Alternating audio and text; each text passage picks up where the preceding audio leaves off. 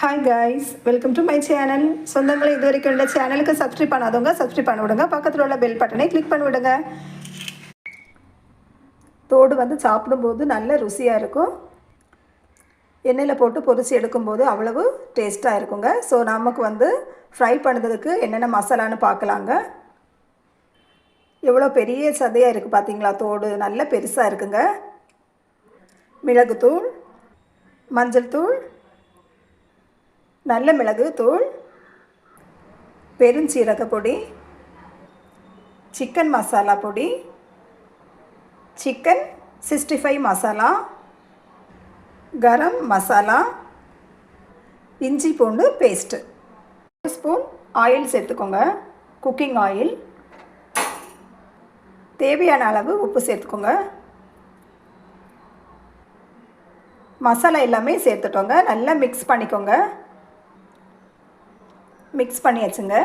தோட்டில் நாம் போட்ட மசாலா எல்லாமே நல்லா ஃபிட்டாக இருக்குது. ஸோ இது வந்து ஒரு 1/4 மணிக்கூர் அப்படியே வெளியே இருக்கட்டுங்க. நாம் போட்ட மசாலா எல்லாமே தோடில் இறங்கணும். ஸோ இது அப்படியே கொஞ்சம் நேரம் வெளியே இருக்கட்டும். கருவேப்பிலை கொஞ்சம் சேர்த்துக்கோங்க மேலோட்டு.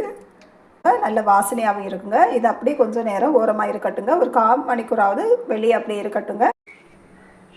ஒரு கடாய் எடுத்துக்கோங்க. கடாயில் தேவையான அளவு குக்கிங் ஆயில் சேர்த்துக்கோங்க. எண்ணெய் நல்லா சூடாகிட்டு இப்போ நாம் இதில் ரெடி பண்ணி வச்சுருக்கோம் இல்லை தோடு, அதை இதில் சேர்க்கலாம். பொரியட்டுங்க. எண்ணெயில் நல்ல வாசனை வருது. நான் சொன்னதை மாதிரி நீங்களும் பண்ணுங்கள். நல்ல டேஸ்ட்டாக இருக்குங்க தோடு. பிகினர்ஸ் கூட ஈஸியாக வீட்டில் பண்ணலாங்க. குழந்தைங்க ரொம்ப விரும்ப சாப்பிடுவாங்க. ஸ்டவ்வை லோ ஃப்ளேமில் வச்சுட்டு மூடி போட்டு மூடிக்கலாங்க. ஏன்னா இது வந்து தெறிக்கும் மேலே, சரியா? இந்த எண்ணெய் இதெல்லாமே மேலே தெறிக்கும். ஸோ மூடி போட்டு மூடிக்கோங்க. நல்லா பொரியட்டும். ஓகேங்க. ஒரு சைடு நல்லா பொரிஞ்சாச்சுங்க. இப்போ நாம் மறைச்சி போடலாங்க. திருப்பு போடலாம். திருப்பு போட்டியாச்சுங்க. இன்னும் மூடி போட்டு மூடிக்கோங்க. மேலே வந்து அந்த எண்ணெய் வந்து படாது. தோடு 2 பக்கமும் பொரிஞ்சாச்சுங்க. பெர்ஃபெக்டாக நீட்டாக வந்துட்டுங்க. பார்க்கும்போது உங்களுக்கே தெரியுதுங்க. கைஸ், நான் சொன்னது மாதிரி நீங்களும் பண்ணுங்கள். நல்ல டேஸ்ட்டாக இருக்குங்க. நல்ல ருசியாகவும் இருக்கும். தோடு பெர்ஃபெக்டாக நாம் ஃப்ரை பண்ணிட்டோங்க. எண்ணெயில் போட்டு நல்லா பொரிச்சு எடுத்தாச்சு.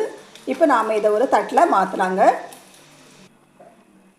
இதே மாதிரி மீதி இருக்க தோடையும் எண்ணெயில் போட்டு பொரிச்சு எடுக்கலாங்க. பிடிச்சிருந்தா மறக்காம லைக்